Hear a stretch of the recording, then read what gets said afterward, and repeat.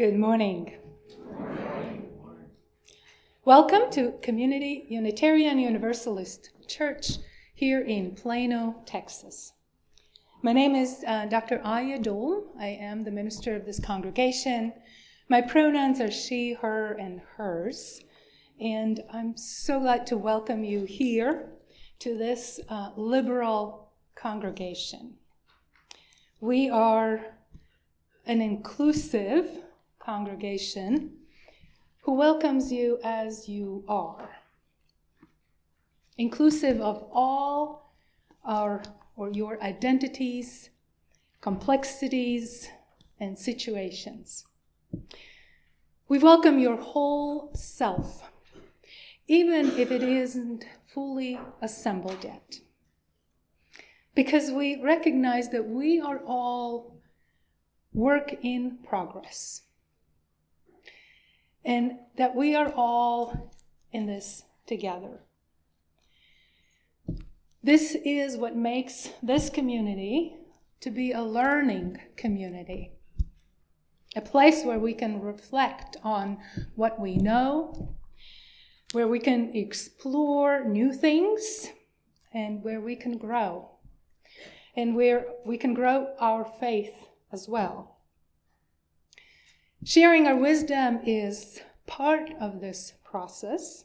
So today we have a special service where we will offer gratitude to all who claimed their courage to teach us this year. And that includes children and youth program, and that includes our adult religious education program here during this church year.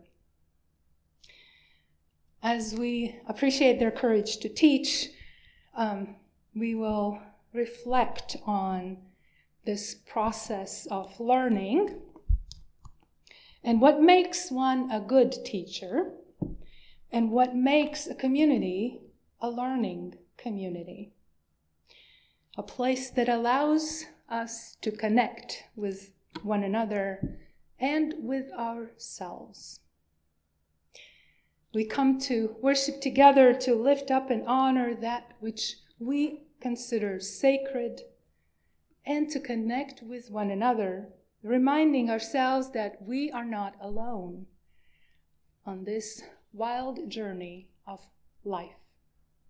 Wherever you are on your journey, you are welcome here. Our call to worship comes from words written by Jason Cook. We seekers are on a quest to discover truth and meaning. Sometimes we think we have found it, wrapped up glimmering with newness, straight off the intellectual assembly line. All the answers right here for us and others if they'd only listen.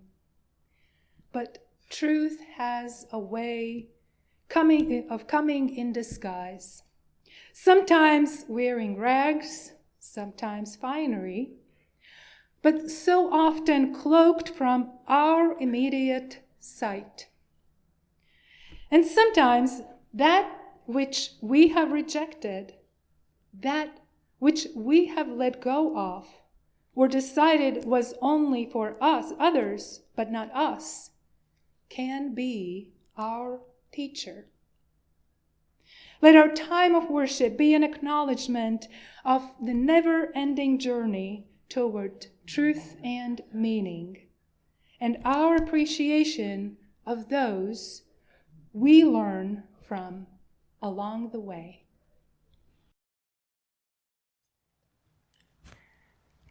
Hi, everybody. Good morning. My name is Cassidy Younghans, and I am the Faith and Justice Coordinator here at Community Unitarian Universalist Church. And I am so glad to be here to celebrate all of the educators that have been contributing to our community this year. Thank you for being with us today as we celebrate a growing congregation. So if you're willing, you might have gotten a prop, so be kind of ready and come along with me on this story as we explore a story of growth. Each of you will play a role, so listen closely and be ready for your cue. Once upon a time, there were some seeds. These are some cilantro seeds, I think. And I need a little bit of help because we have these seeds, but we need to kind of just discuss what they might need. What are some things that seeds need in order to grow? Gwen, what you got? Healthy dirt. Healthy dirt, yeah, fertile soil, right? What else? Water. Water, yes, of course. Sunlight. Warmth, yeah, temperature, right? All sorts of different things are needed for these seeds to grow. And why do they need these things? Why do they need water? Why do they need sunlight? Why do they need soil specifically? Like, how does it help them grow? Feeds them. Yeah, it feeds them, right? Photosynthesis. It helps them grow, start to develop roots, right? Getting into the soil, like you guys were saying, the fertile soil. So let's put some seeds in the soil for this story and work together in growing these seeds together. We may need to till the soil. We may need to spread the seeds on fertile ground with enough sunlight to thrive, giving it a strong community foundation, kind of like we do here. And once we do that, how can we tell seeds are growing? What do we notice? How can we tell? Gwen, what you got? Yes, a sprout emerges, right? Even sometimes you just see the soil kind of just have a little break in it, right before a little green sprout might come out. And that plant will continue to grow, right? If you picked up a palm, this is your cue, grow your palm up in the air like a plant would grow. Yes, beautiful. Yes, exactly. They're sprouting. Look. Oh my gosh. And you could, grow towards the sun, right? Kind of as plants do. There might even be some wind, some storm. If you want to have a little storm, I'm going to have a little storm with mine. And the storms tend to make the roots and plant grow stronger. And that plant will continue to grow, right? Sun shines on it, rain waters it, and it starts to bloom, developing wonderful flowers. If you picked up a flower, let's see those beautiful blooms. Oh, look around, so lovely. Yes, so beautiful, all of the colors. And well, when the butterflies saw these beautiful flowers, they could not help themselves, and they fluttered their way over to the butterflies. So if you're near someone that maybe has a flower, you can kind of flutter your butterfly over. They were like, it's so beautiful, oh my gosh. We have to pollinate here. We have to land on these beautiful flowers. So, thank you guys so much. When seeds are planted and nurtured, that growth naturally attracts more beautiful things, like the butterflies to the flower, creating that relationship of mutual growth, that reciprocity, that symbiotic relationship.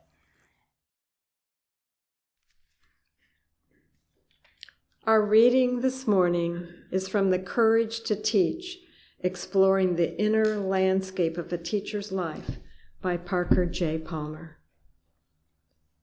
Good teachers possess a capacity for connectedness. They are able to weave a complex web of connections among themselves, their subjects, and their students, so that students can learn to weave a world for themselves. The connections made by good teachers are held not in their methods, but in their hearts. The heart is the loom on which the threads are tied. The tension is held. The shuttle flies and the fabric is stretched tight. Small wonder, then, that teaching tugs at the heart, opens the heart, and even breaks the heart. And the more one loves teaching, the more heartbreaking it can be. The courage to teach is the courage to keep one's heart open in those very moments when the heart is asked to hold more than is able, so that teacher and student and subject can be woven into the fabric of community that learning and living require.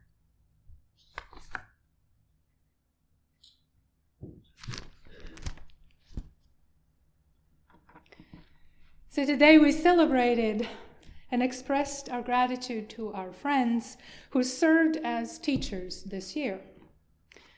The total were 23 teachers who helped us learn and grow this year, not just in our learning, but also grow as a community of faith. Many of us here have served in this role, helping us engage in this learning process, exploring our faith, our theology, our heritage, our values, and social justice commitments, and what it means to be a Unitarian Universalist in this world.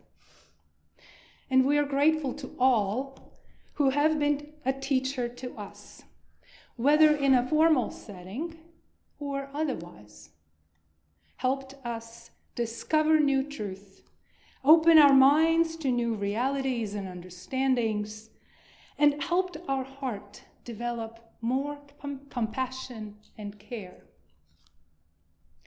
We say that we are a learning community, and we are.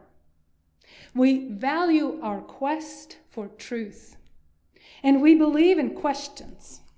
We're willing to ask them, to challenge the status quo, and to seek new understandings. Our faith would not be able to grow and change without that. If we look back at our history and leaders who have shaped our faith, whether it's Ralph Waldo Emerson, Theodore Parker, Sophia Leon Faz, William Ellery Channing, Jose Ballou, and many, many others, they all advocated for and believed in a free and responsible search for truth and meaning. To such extent that when the Unitarian Universalist Association was formed in 1961, in the bylaws that state the purpose of this organization, the founders listed as the very first principle of free faith this commitment to strengthen one another in a free and disciplined search for truth as the foundation of our religious fellowship. That was the quote from the text written in 61. In 2024, we voted to update this section. It had been updated even since then, but when we revisited and changed the language and wording, we still reconfirmed our commitment to learning. We said this saying that we value pluralism, which is that we celebrate diversity and we covenant to learn from one another in our free and responsible search for truth and meaning. The language is not that different. Just a few words that we changed. But what does it mean to be a learning community? To learn from each other in our free and responsible search for truth and meaning. Who are our teachers? And what makes a teacher be a good teacher? What do we require for ourselves to be able to engage in learning? And do we take full advantage of the community of learning by sharing our insight with others and being willing to test that insight against the experience of others? The reading that I selected that you heard earlier comes from one of Parker Palmer's books, The Courage to Teach. And if you're familiar with Parker Palmer, he's a prolific writer. This is just one of his books. He's also a teacher, professor, and an activist who spent most of his life advocating on issues in education, community, leadership, spirituality, and social change. He says that good teachers possess a capacity for connectedness. The courage to teach is the courage to keep one's heart open in those very moments when the heart is asked to hold more than it is able. Parker is known for his teaching style that includes a dialogue and conversation, questions and curiosity that allows the group to explore and dig deeper into the issues that are in front of them. And in this process, a teacher and students are interconnected and depend on each other. In this book, he shares a story of a time when he was invited to be a guest speaker, guest lecturer. The lecture was supposed to be an hour and a half, which is typical in academic circles. The professor who invited Palmer gave him a warning that this is a big class. 150 students who are accustomed to lectures, not discussions. So his typical approach would not work. Well, he did not listen to this advice. Proceeded with his typical plan. And he was about halfway through his talk when he began to think that his host was right. The quote says, "When I finished talking and asked who wanted to get it started with a comment or a question, I wished that I had taken her advice." This felt less and less like a guest appearance and more like a public hanging. Then a rather anxious student raised her hand and asked a question. This led to another question. The energy rose, and after a while, a real conversation emerged.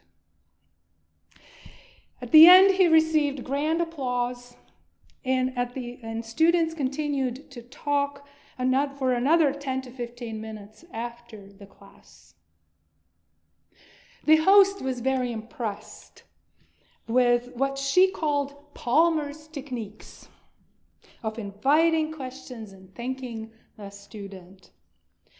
Palmer writes, "My host seemed to feel that these were strategic moves designed to manipulate groups' emotions, but that is not the case. They were the desperate actions of a dying man.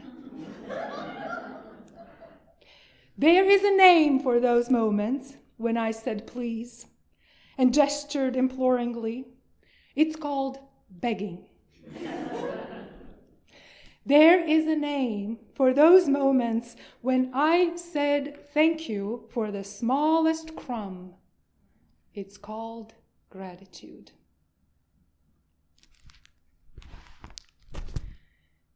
Teaching is not about knowing it all and being able to transmit that knowledge to others.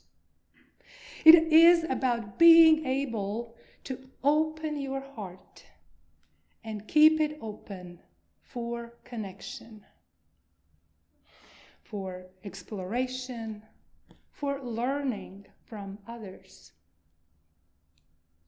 To teach is to create a space in which a community of truth is practiced. This is something that each of us can practice in this community, creating space for opportunities to explore the truth that we bring. Palmer is a Quaker, and he notes that the ground rule within the Quaker belief is that each of us has an inner teacher, and each of us needs to give and take of community in order to hear that inner teacher speak. All of us are teachers and learners in this community. So I invite you to ask yourself some of these questions. Do I come to learning prepared for a genuine meeting between myself, other persons, ideas, and texts?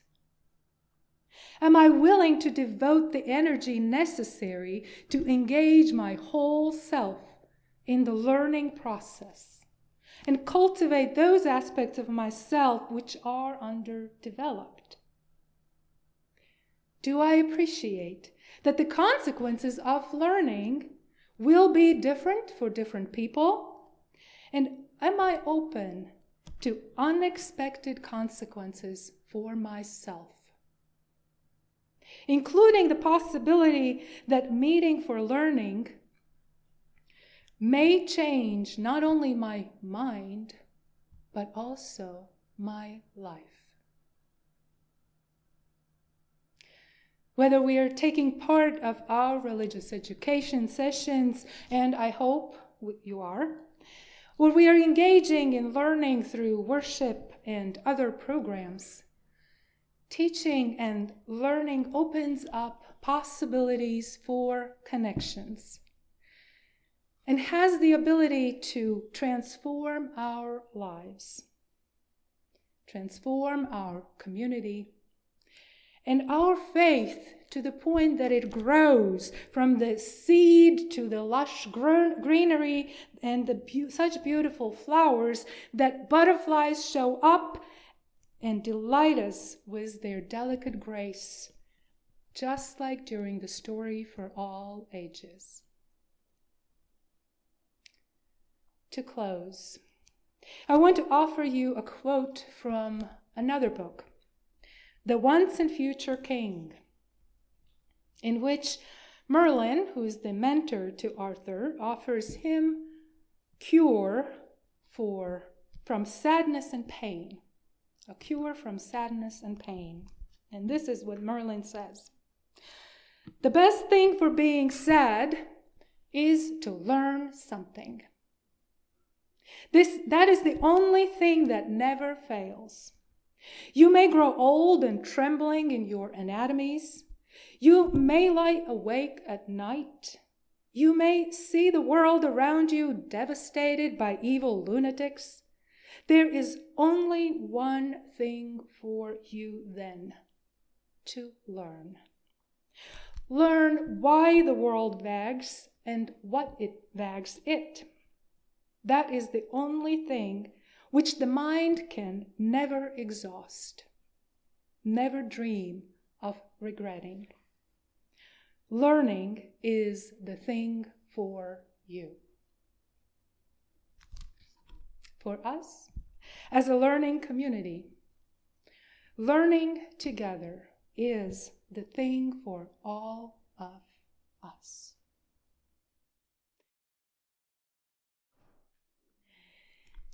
As we go forth, I offer you these words written by Amy Zucker Morgenstern. In every person we meet, especially those who cause us discomfort, we find an opportunity for us to grow, to learn, to go further along the path of transformation. That is our purpose in life.